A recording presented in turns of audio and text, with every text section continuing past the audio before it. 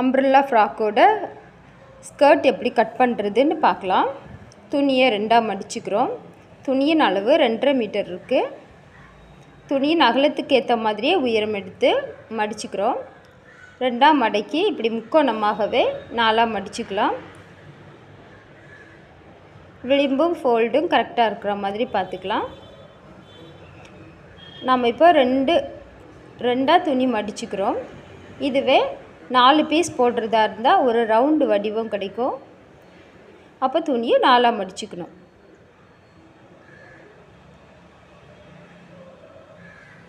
இது 2 பீஸ் ஆனதுனால இடுப்பு சுற்றளவில் 1/3 பகுதி எடுத்துக்கிறோம். இடுப்பு சுற்றளவு 24 இன்ச்சு. இதில் 1/3 பகுதி 8.1 அரை இன்ச்சு தையலுக்கு சேர்த்து 8.6 எடுத்துக்கலாம். 8.6 கார்னர்லேருந்து எடுத்து வளைவு வரைஞ்சிக்கலாம். இதில் இருந்து எடுக்கிறதா பாவாடையின் உயரம் எடுத்துக்கணும். நம்ம துணி மடிக்கும் போதே பாவாடையின் உயரத்தையும் இடுப்பு சுற்றளவில் 1/3 பகுதியும் சேர்த்து ப்ளஸ் பண்ணி தான் நம்ம துணி மடிச்சுக்கணும். இந்த வளைவிலிருந்து பாவாடையின் உயரம் எடுத்துக்கலாம். 36 இன்ச்சு.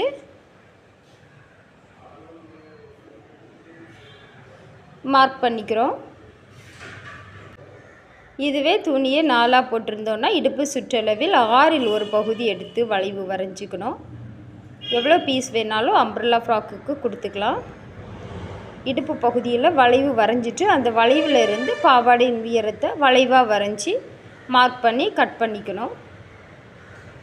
இது மாதிரி நீங்களும் ட்ரை பண்ணிக்கோங்க.